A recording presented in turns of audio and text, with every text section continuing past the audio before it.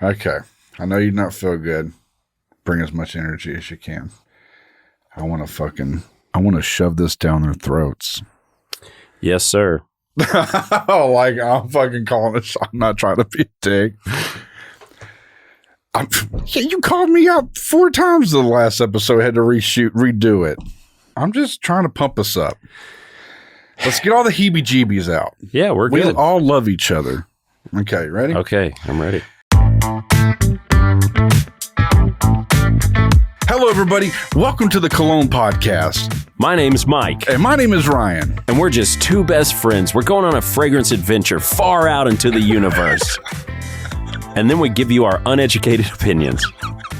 That's right. And what do we have for them today, Mike? Today we have a brand spanking new Xerjoff called Hayat. Yeah, it's actually a re-release, correct? Yeah, from another company, but I think Xerjoff is either partnering or has purchased or whatever they're doing. But either way, it was previously another company's release. I think it was released back in 2014. Okay. And now it's being released, I think, this month. Yeah, just like a week old. Yeah, I've got a Fragrantica review that I want to read from Fragrance and Fashion. Okay. This is the best oud fragrance of all time. This is real oud. Buy it now because when the hype train gets rolling, expect the price to double. A niche version of Tom Ford Oud Wood. Damn. Yeah, which we all know how much I freaking slurp on some oud wood. Yeah, I can't tell you how many times I've came to the studio and he was Slurping? Yeah. Yeah. I tend to do it. I mean, I'm for real kind of hyped for this because I didn't know it was like similar to that. Yeah, and it's also at 65% volume of oils, I think. So it's actually comes as a dropper, and we're going to apply it straight to skin, and we'll still put it on tester strip. That's all coming up. But first, we've got to get into our one-night stand review of Yves Saint Laurent's Why EDP Intense. Hit the music, Todd. Yeah. One night stand review. Well, Mike, after laying in those very, very safe sheets that are Yves Saint Laurent's Why EDP Intense, what say you? Yeah, well, yeah. It was all right. It was a safe, generic designer fragrance. You want a nice, safe, generic designer fragrance at a high price, you go get that Why EDP Intense. Do you have a generic ass name and you wear generic ass clothes? Is your name Jeremy? Yeah. Or Todd? Yeah. Are you just all around, just kind of there? You just kind of exist. I mean, you have a job, but nobody knows what the fuck you do. Yeah. They don't even know. They don't have a clue. You have a family. They don't even know if you're there half the time. That's what this is. This is perfect. If that's you, hey, this is perfect for you. I think if you love Why EDP, yeah, but you want just a little bit more, maybe you've tried the Parfum and you didn't care for it, and you want just a little bit more, let me tell you what to do. Just a couple extra sprays of Why EDP. Don't go buy this Intense. Yeah, I thought he was fixing to like try to sell you. Why don't you go try this? I would never. No, maybe more me than you. I know that I'm coming off like a dick about this, but it's like, you can't roll with that name. You can't roll with that fucking name and bring this weak shit to the table. YSL, listen to us right now, okay? Listen, Mr. Laurent. Please. You can't use the word intense and not be intense. I agree, man. And it's not even like ironically like subtle. Yeah. It's just middle of the road. It's so disappointing because I want to say I think this is probably the most middle of the road, safe fragrance, personally to me, I've ever smelled out of 200 and some odd episodes. Yeah. And it is a horde skip. Skip the shit out of this. Yeah. Well, it's definitely a skip. I don't think it's bad. You can sample it if you go into a department store, but for me, yeah, there you go. That's what it is. But now we've got to get into something I'm excited to do, Ryan, and that's to open up this little sample we got from Italy. Yeah. From the Xerjoff peeps and see what it has to do. Let's do it. Okay.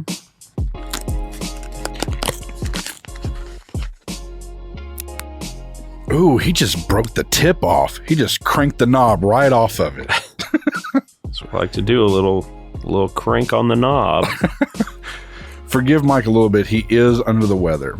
Yeah, that's what happens when you get surrounded by thousands of people. Oh, yeah.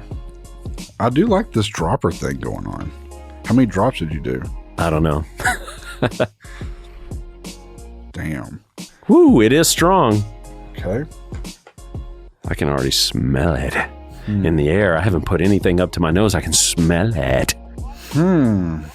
Ooh, I get some oud in there, I'm guessing. Okay.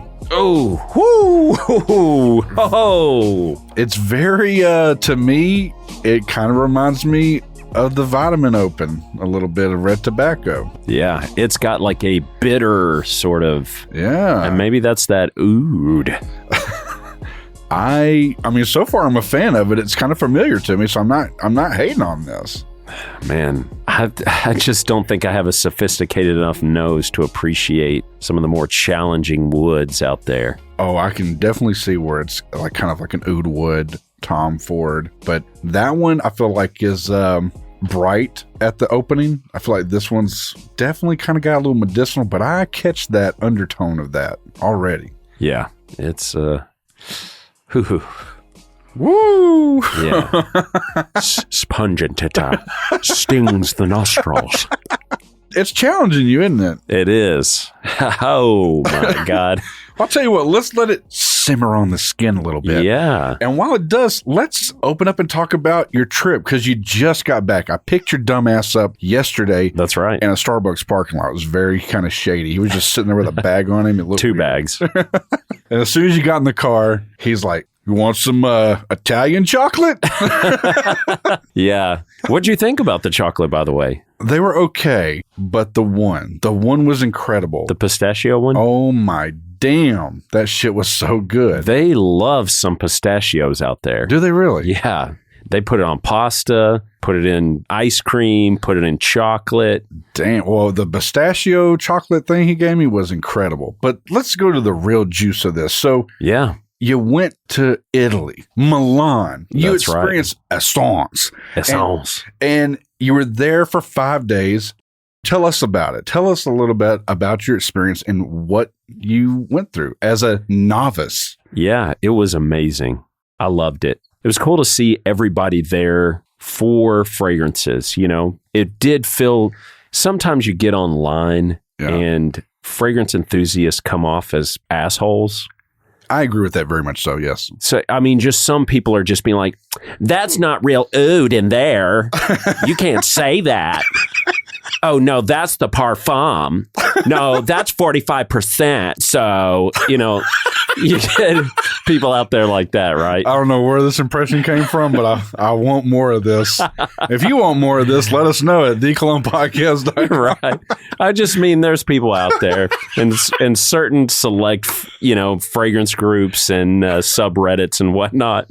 Either way, none of that was going on there. Everybody was just stoked to smell fragrances, find new things, to see new releases, to see passion and art behind it. Was it an overload? Was it like a sensory overload for you? The first day, yeah. It was crazy. Yeah, tell them how many miles you put in this week walking. So I put in 30 miles extra this week. Insane. So I normally walk around 3 miles a day, which puts me at about 21 miles a week. I did over 50 miles of walking this week. That's walking a town to back. It's crazy. Yeah, it was just insane. I met so many awesome people. This is another reason, too, why in the fragrance groups, there's so much hate for some of these YouTubers out there. And I met with a lot of them. Let me interject for you, dabble deep into that. In the past, I feel like we've been hard on YouTubers and we've had kind of realizations here and there. But now I digress. Go into what you're going to say. Look, there are plenty of people out there still pushing agendas and trying to get affiliate links. And look, at this point, I just don't care. I've kind of given up. And I think there are people that are still irritated by that. Look, if that's the hill that you want to die on, go for it. But I think what you're doing is you're a little too nearsighted. if that's what you want to focus on and get irritated about. It's easy to do. We've done it. Yeah. We've done it. But guilty. All that to say, there are so many people out there that are giving these guys hard times, and I've got to sit down and talk extensively with quite a few of them. And meet the actual human beings behind the YouTube brands, if you will. Right. You definitely picked that up. Yeah, we're doing this in the middle of a severe thunderstorm. Category 5 shit-a-cane, okay? Yeah, it's crazy. This may be a tangent, but I just want to say everyone that I met were perfectly lovely people. I really, really enjoyed the time with them. So he came back and he's like, man, I am a changed person forever on a lot of fronts. But one was to be in a different country. And not speak the native language. Yeah. It's something I think everybody has to do if they haven't done it. Yeah. To get out there and feel absolutely hopeless and realize I'm circling back around. This is all going to be one story and it's going to make sense. But the fact that when I would get into an Uber and the person didn't speak English and I struggled my hardest to speak Italian and when we would connect and we would have a small conversation, we were both so excited that we were able to communicate with one another. Yeah. It was like a moment of pure joy. Yeah. That it was like, wow, we've connected two people from so far off, and yet we've shared this moment where we've been able to communicate. And, you know, they had to try on their end, and I was really trying on my end. And like the best example I have is I got in, and there was a guy, I think, from Guatemala, but he had been living in Italy for a while. Yeah. So he knew Spanish and Italian and, you know, we know like preliminary Spanish here. So it was a mixture of Italian and Spanish I was using to communicate. And we had the best time. It was actually one of the highlights of the trip was this Uber ride of, you know, communicating with this person. And then whenever I got home and I immediately got online and saw people in the subreddits and stuff, like just posting nasty shit, I realized that when we're so used to being able to communicate, that we create ways to tear down each other and separate each other instead of trying to bridge a gap and unite one another. And to me, it was like an eye-opening thing that just made me go, it makes you appreciate humanity a little bit more when it's like you want to be able to communicate with people and you don't have that luxury. And so that's like the push to do it. Yeah, and I don't know if I'm not going to get political, but I don't know if it's our country, if we're the few among all other countries. But do you feel like, damn, it's coming down outside. But do you feel like when you got back, it feels like we're so divisive here and you just spent a week like really embracing wanting to communicate and really understand each other. Then you come back home and it's like, we're so divisive here as a country. I don't remember us being this bad, but we are. For whatever reason, we are on all sides. And it's so fucking frustrating. Yeah. I mean, I will say that I think just in general, people have a unique ability to suck really bad. And so I don't think that that really changes much, you know, going to other countries. Yeah. I just think that, who knows, in Italy, it may be the same way. They get so used to communicating with one another that now they've got to, you know, spice it up by trying to destroy one another with words. Yeah. So I don't know. I know from what I've experienced with the U.S. and us being able to communicate through language and stuff like that, that I see a lot of negativity. And just getting to interact with some of these guys. I mean, specifically, the people that I hung out with the whole trip was Chris from Fragmental and Tony from Fragdicted on Instagram. And it felt like we were best friends as soon as we met each other, and we had an absolute blast the entire trip. Yeah, I had to hear about it the entire time you were over there. Yeah. And then have to see the video evidence of all the fun you were having without me. Yeah. Yeah, it was really nice to see you just let loose and have fun with just making new best friends. Yeah, it was really cool, you know? But no, it is. I mean, he did come back and he was so elated with how much he enjoyed the time with these people. And not just them, other people too. Getting kind of an eye-opener of hearing other people people and conversating with them and understanding their trials and tribulations, and they're fucking human. Yeah. I mean, so those were the two guys I spent the majority of the time with. Also, George the Fragrance Apprentice was there, which we've interacted with from the show. Yeah. And so it was nice to see him. Got to spend a little bit of time with him. Got to spend some time with Andrea, Curly Scents. Met Michelle, Curly Fragrance. Met her mom, too. Met her mom. She was so sweet. I met Kareem from Smell of Truth, which I know he has Instagram, YouTube. Yeah. Met Demi Rawlings and her boyfriend, Pierre. They were just sweet people. Yeah. Yeah. Ode Erica. She interviewed me about a Xerjoff fragrance, and that's on her YouTube channel. She just released that. What did you think about that one? I thought it was good. Did you? Yeah. It was unique. I haven't really smelt many Xerjoff fragrances that I don't like. Yeah. But again, I haven't smelt many at all. So the ones that we've smelled have been pretty popular. That's how we heard about them. And, so we do an episode. But that one was really nice. It is more of a masculine fragrance. She was saying it was her favorite masculine fragrance. Yeah. And it was pretty good. You said it was like a leather. I watched the little video and you're at the end of it, but I watched it. So if you haven't seen it, Myke is on a YouTube video. Oh, yeah. You see him out in the wild, but I feel like you handled it really well, man. It was really cool kind of seeing you break it down, but you said it was like a secret leather you've never smelled before. Yeah. Which I'm sure everybody that like listens to everybody else talking about notes, and then you're like, yeah, it's like a leather I've never smelled. People are like, what the fuck is that kind of? It's like a pleasant, smooth, spicy without being too sweet. That was kind of the thing. Interesting. And it's like, I think sometimes I may say sweet when I mean smooth. And I caught myself saying that on the video. And so I was trying to correct it. But it wasn't super sweet smelling, but it was just pleasant and it didn't have too many hard edges to it. Yeah. It was a unique fragrance for sure. I wasn't expecting it. Because sometimes with the bottles and the juice color, you think it's going to be one thing. And then you spray it on, you're like, wow, this is surprisingly dark smelling for a clear fragrance in a clear bottle. I wonder if I'm sure these fragrance houses got to think of shit like that. I mean, I know this is kind of dumb, but some people, colors like have a certain smell to them or something in their head, Oh, I heard plenty of times people say like, oh, when I smell this, I think of this color. Mm-hmm. And I could see that for like, especially floral fragrances or like spicy fragrances. Yeah. You may think of darker autumn colors with a spicy fragrance. I've avoided even giving fragrances a chance, like Polo fragrances, example, because a lot of their bottles are green on some shit. I'm just like, it's probably a green fragrance. And it's probably not even that. Well, it's like that Mont Blanc Individual, like tonic or whatever it's called. Yeah. And it's like a neon toxic looking green. Why would they choose that? Such a random, green fragrances are kind of, you're a little worried to try them. I don't know.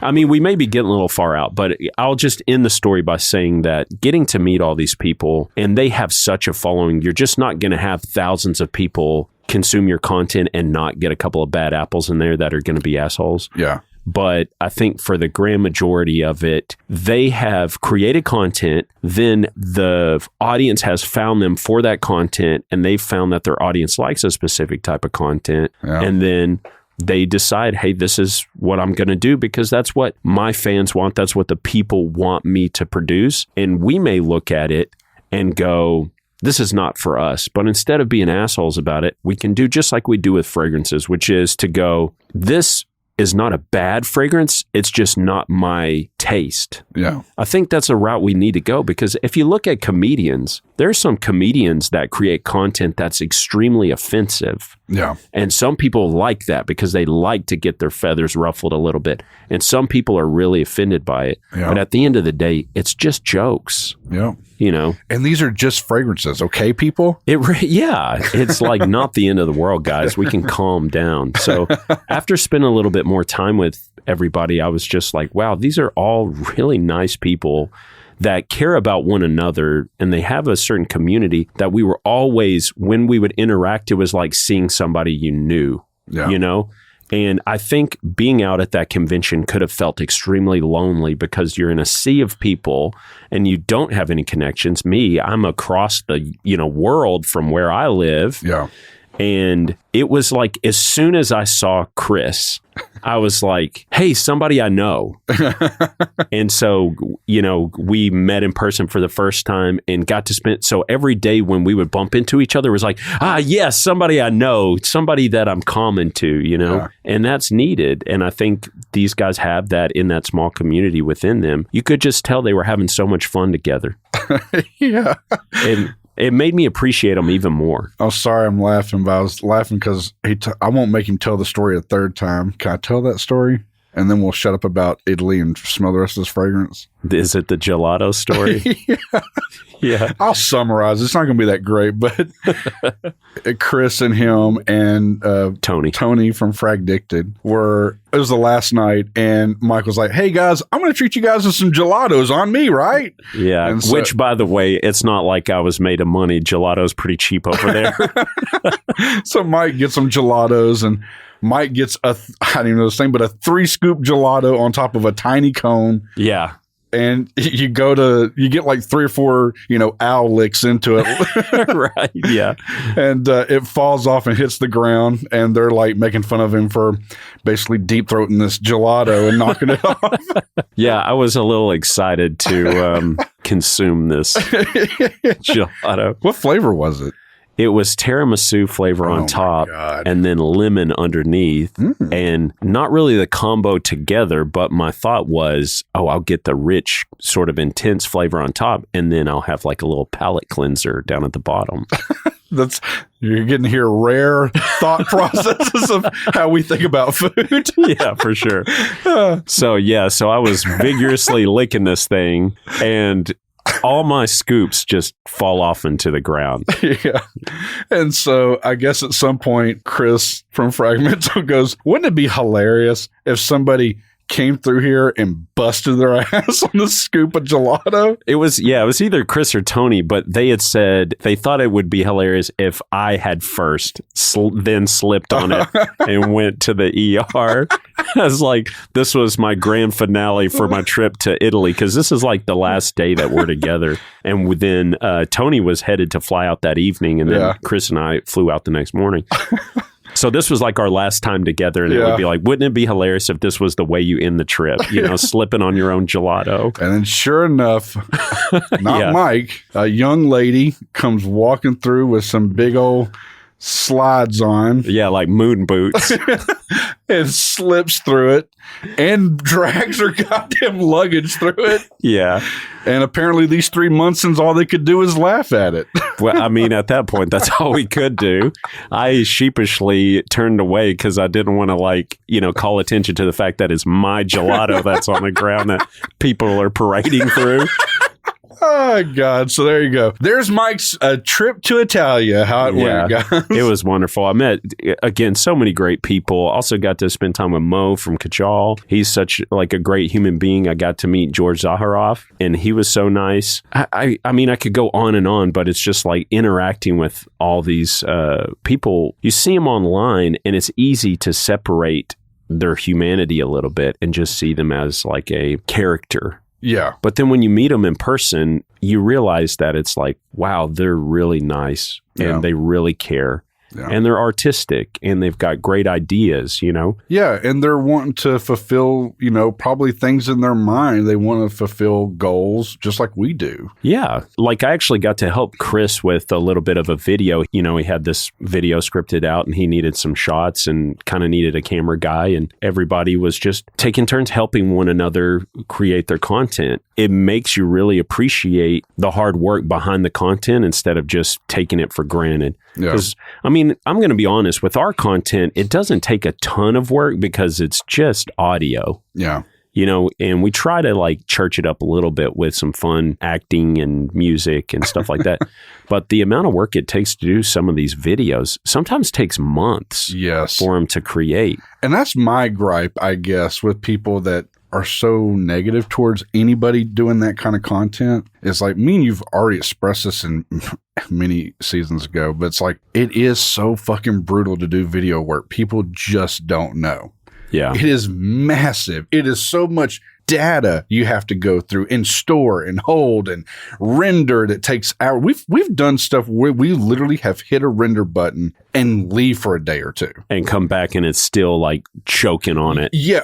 And then on top of that, we've rendered shit that's taken us fucking forever to render. Yeah. And then when you go to like look at the video, it's like, fuck, something. Oh, I messed this up or something messed up in it. Yeah, it's a lot. A lot of these guys, they put a lot of hard work into it. And I mean, this is our moment of circling all the way back around because we struggled with it at first and we were just going like, man, some of these guys are just making top 10s all the time and they're just blah, blah, blah, blah, blah. And we were frustrated about that. Yeah. And I think our frustration more came from the fact that we didn't want to do that. Yeah. And we thought that's the only thing that existed in the community. But the truth is, no, that is just for a particular audience who really does want that. Yeah, we're not that audience. We're not the audience. That's fine. Yeah. And so again, we can say it's not for us, but it does serve a purpose. And I'll tell you why, because I recently did a project down in South Texas and I was there for a couple of days and I found myself watching top 20 moments of scary cinema and top 10 plot twist of all time. Yeah. And then I realized, oh shit, I'm the guy that I was frustrated about, in the fragrance community. So it is what it is, guys. Just if you don't like a piece of content, find the content you do love because it's out there too. Yeah. And then shut the fuck up and leave these guys alone because they're really sweet people. All right. Ready to fucking fight now. Yeah, they're my best friends, so fuck you. But all in all, they're great people. I really do. I loved every single one of them I got to meet. Okay, now that we've let this really simmer on our skin for about an hour now, it feels like. Right. What do you think about it now? Because right now, I've been going back and smelling it while he's been fucking, rambling on. I've been trying to shut him up. I'm doing bragging about how influential I am now. Yeah, I'm like over here playing like sound off music for him to walk off the stage. He's not listening. I'm waving him down, pointing at cue cards. He won't shut the fuck up. I'm smelling. Do you get the oud wood thing? I do. That bitter sort of cat piss vibe is gone now. Thank God. And it's really good now on the skin. I'm going to disagree. I don't like it on my skin.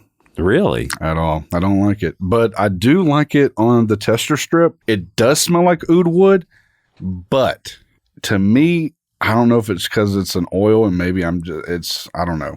It's not as loud to me as how oud wood is when it first starts off. Oud wood is so bright. I love how that one smells, dude. It is a more wearable oud fragrance. One thing that I did kind of see in the convention going around and trying out more of the Middle Eastern fragrance houses, when they put oud in there, it's there. It's loud. While I was asking you, was it like similar to like, because we have smelled Raja Parfums Kuwait. Yeah. And remember how literally we had to let it sit on the card for a couple of days. Yeah.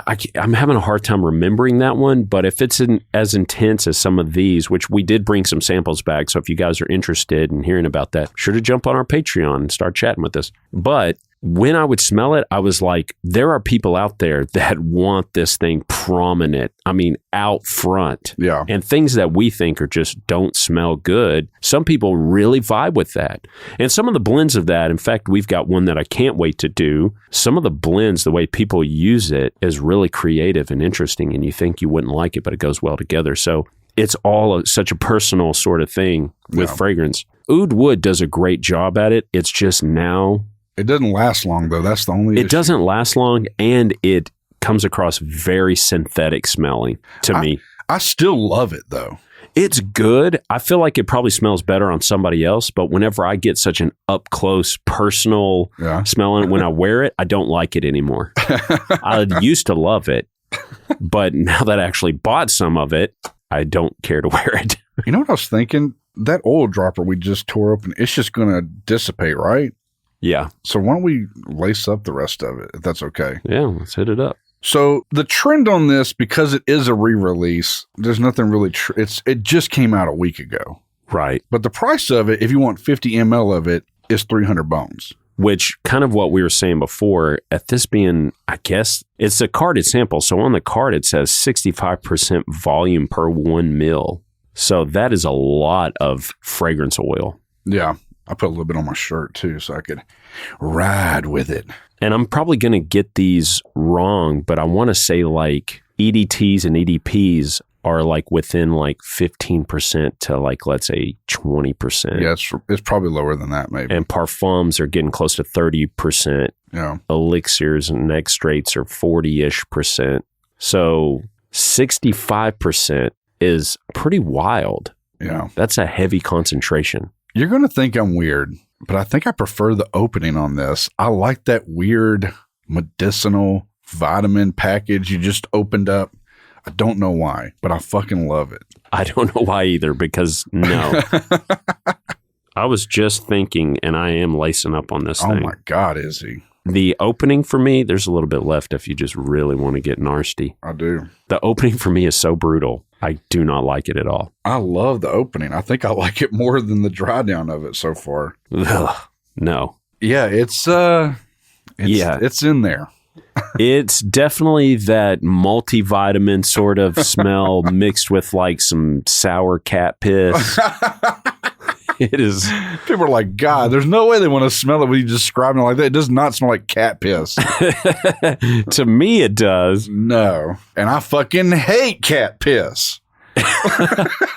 Well, typically I love it, but surprisingly no, I'm just kidding.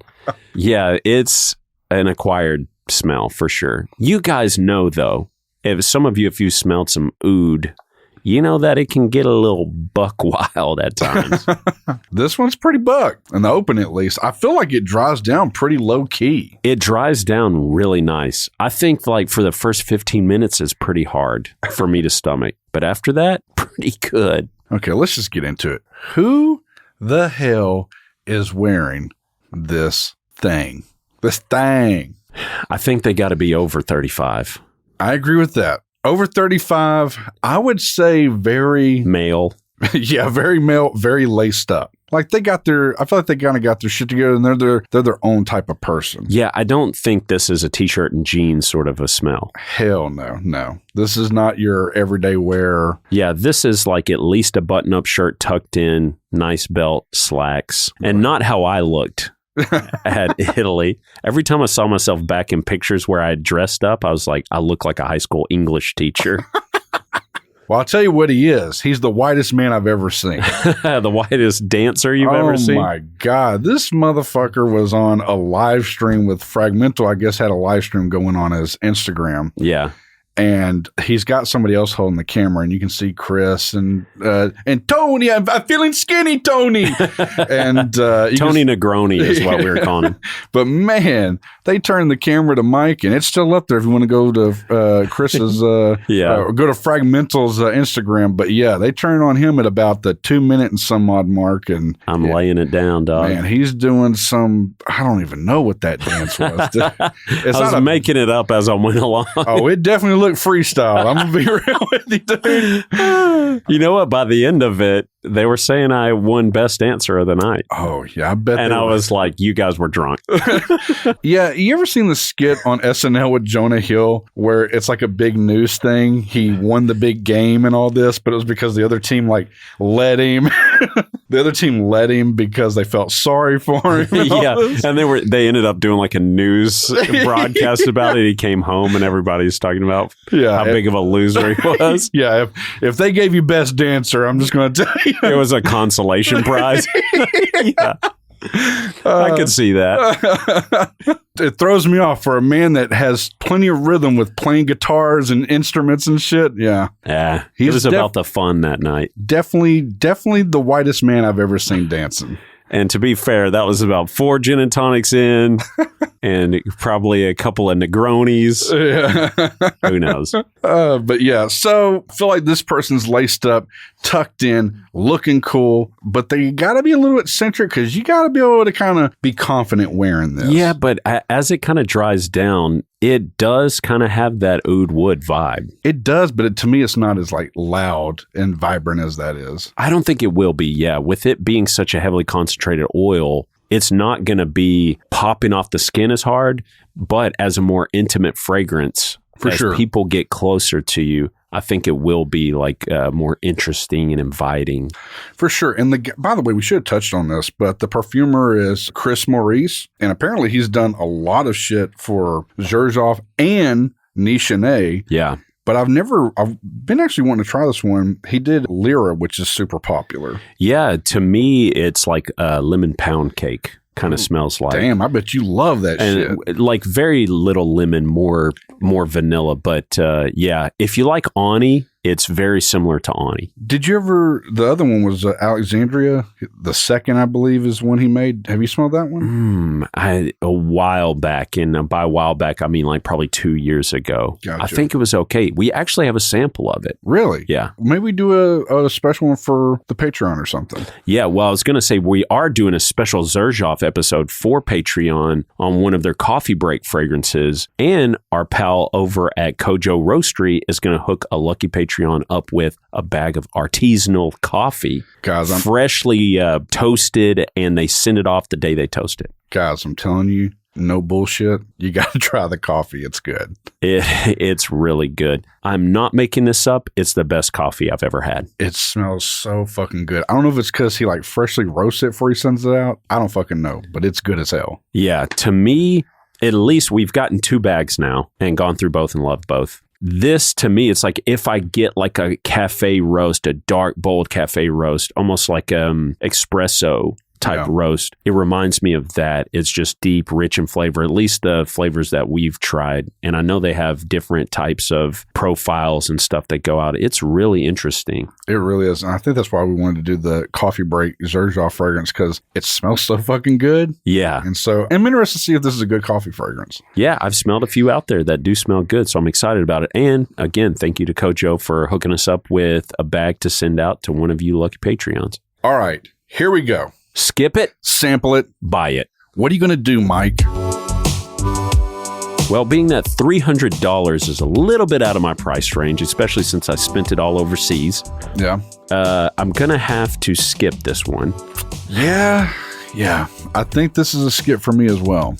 It's not because it's not good, because the dry down is getting pretty good. I prefer the opening. I'm not feeling the dry down as much. But I do like the opening of this. Yeah, it's kind of like that part of the song that irritates you at first, but then it's like you look forward to it later. That's a much better analogy than I had that we just cut out. Yeah, I'm not going to get into what Ryan was talking about, but I was like, people won't think of you the same if we leave that in there. He's paying me the bad line. No, it was bad. Thank you, Todd, for getting rid of that. Oh, God. Anyways, yeah, I think it's a double skip for us. Yeah, I think so. One price point just locks us out, by the way. $300 for a 50 mil is really high. Again, the concentration's really high too. Yeah. So you're probably going to get some really interesting wares out of it. But at that price tag, man, So the person that has oud wood out there, you just tell them for sure, just stick with oud wood, I would imagine. If you've got oud wood, I think you need to try some different fragrances out there with a similar profile, even some clones, because I've fallen in love with a cologne that is on the cheaper side. Who is it? Well, it's that we did a video on it, Sensual Obsessions. Oh, that's the one you did. I didn't do that one. Yeah. Okay. Well, I'm just saying, to me, it's a better take on oud wood. I like it more. I think it smells different. Does it last longer? It lasts longer. It's louder. And I think it just smells better than oud wood, especially now. Now, maybe those first formulations or whatever were fantastic, but whatever one that I got, and it's official Tom Ford, it wasn't a decant. Yeah. It just, to me, it smells kind of rubbery or plasticky or synthetic in some way. So I would say if you do like oud wood, you probably love the dry down of this, but I think there are some pretty fantastic clones or other fragrances that you can tell they're not clones, but clearly they were inspired by oud wood. Yeah. Those are out there. You need to try too. But if you happen to be in Italy, maybe you can grab you a sample of this. God damn. This motherfucker's going to talk about Italy for the rest of my natural goddamn life. Yeah. It was a life-changing experience. I'm glad you had the experience, and honestly, big shout out to Mo for making it happen. And because he wanted you to make connections with a lot of different people, and my God. Yeah. You. We've said this plenty of times, but Mo and all the peeps over there at Kajal are just really, they're just like some of the best human beings I've met. Yeah. And they're like legit friendliest fragrance house out there. And I'll always say it. Mo has always been a good friend to us and a good support of the show. And not even like, hey, I'm going to sponsor this and you guys give me shout outs. It's literally like, I love the show. I want to see the show grow and do better. And so he's extended his hand to us plenty of times and never asked for anything in return. Yeah. And I think that is, in this community, we should see that more. For sure. Everybody would be happier. Yeah. Okay. Well, if you like today's episode, let us know. Go to thecolognepodcast.com. You can check out all of our links there. Give us some 5-star reviews. And until next time, spray it up, y'all. Oh, you're not going to say the word, only me?